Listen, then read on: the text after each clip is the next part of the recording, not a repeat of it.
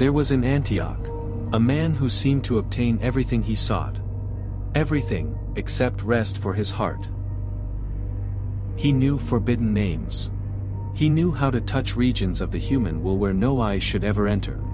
He moved forces that dwell on the threshold of the invisible. And when he whispered those names into the night, there was always an answer. There was always a presence that rose from the cracks where light does not enter. Cyprian of Antioch was no crossroads charlatan. He did not offer amulets, nor did he sell fragile promises. He was a figure of hidden influence. A man formed in the rigor of ancient mysteries. A master in the art of probing powers that should not be probed. And he was skilled. Far too skilled. But there is a knowledge that no treaty grants. No right reaches. How to silence the loneliness of one who lives with dark forces, and even so, finds an empty bed every night.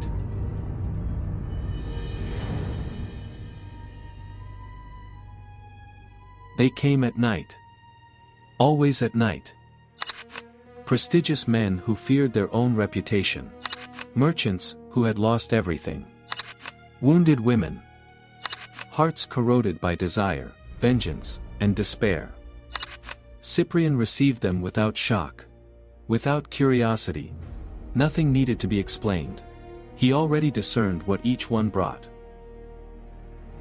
Then came Aglatus. A man of position, accustomed to the obedience of others, accustomed to the world giving in. And he desired Justina. Justina was young, reserved, a steadfast Christian. And she refused Aglatus immediately. For men like Aglatus, refusal was a deep wound. Make her want me, he said, no matter the means. Cyprian accepted. Not for the wealth.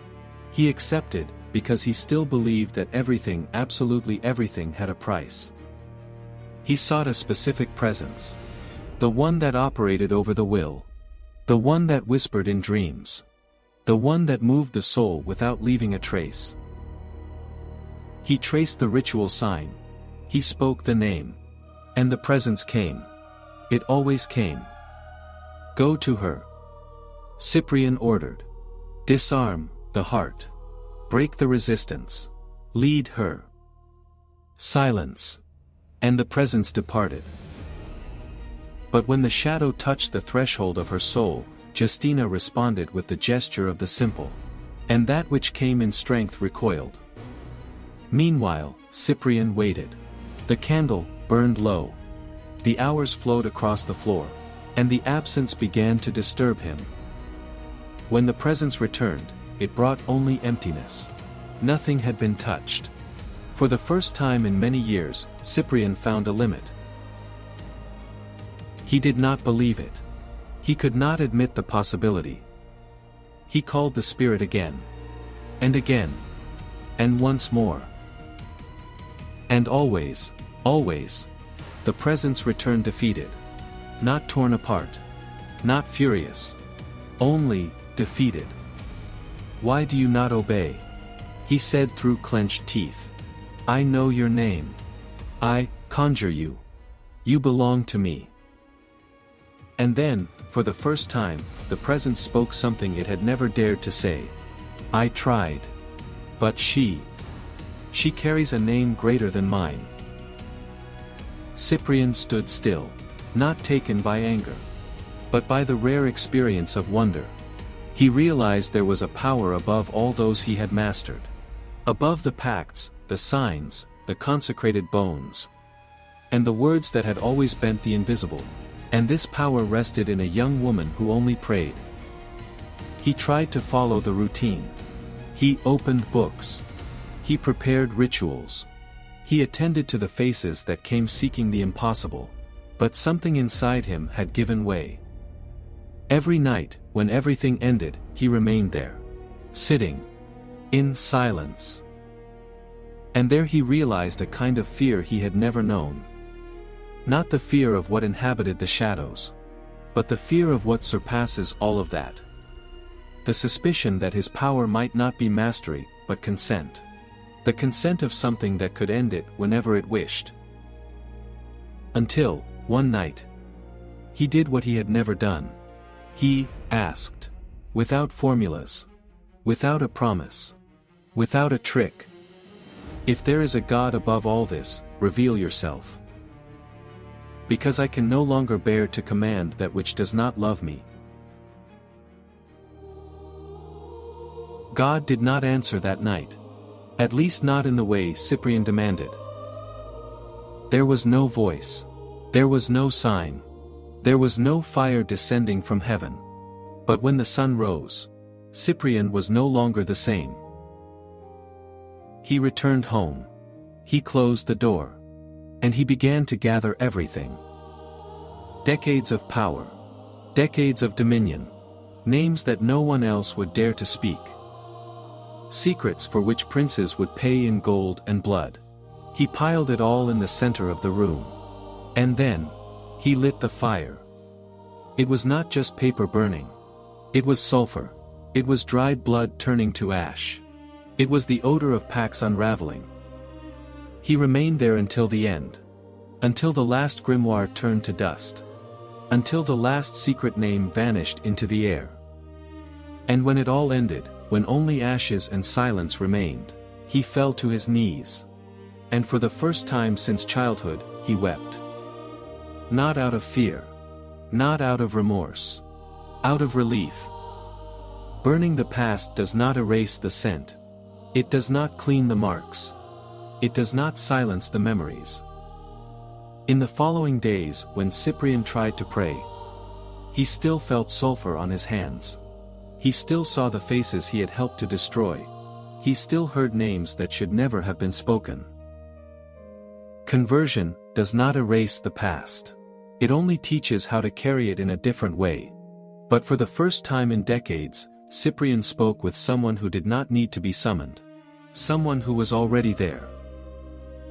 Cyprian sought the bishop. Not as a mage. Not as a lord of shadows. But as someone stripped of everything.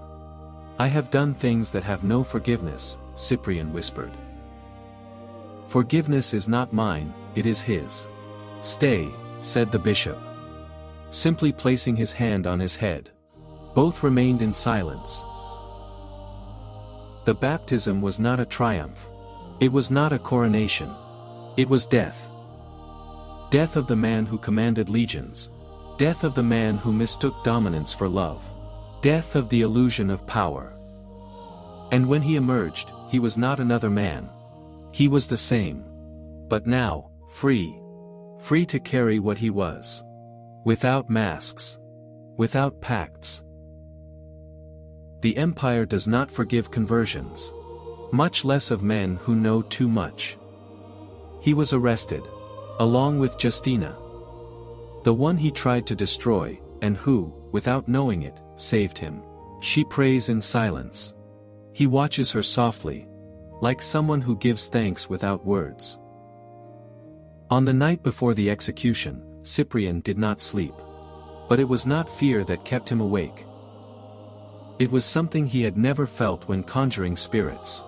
Peace. The peace of someone who no longer negotiates. The peace of someone who does not try to twist fate.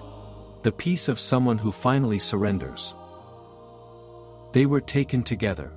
Cyprian, the mage who renounced the darkness. Justina, the virgin, who defeated hell without raising her voice. There was no speech. There was no divine intervention. There was no escape. Only the inevitable. Only two blades. And the brief sound of the end. Cyprian of Antioch learned late. But he learned that the highest power is this. Do with me what you will. And to say it for real. Until the end. Until the blood. Even when the scent of sulfur has not yet left the hands. But the story of Cyprian did not end with those blades. It begins again now, within you. Cyprian, who knew the darkness and was conquered by the light, testifies today to all of us. No power is greater than the power of God. And may everyone who believes in him know that true strength lies in faith. Join us now, in this prayer. Saint Cyprian, you who were converted by the strength of faith, intercede for us before God. Drive away from me all evil, all injustice, and all temptation. May your life experience be for me an example of courage and transformation. May I remain firm in the light, protected against the darkness, and guided by divine love. Amen.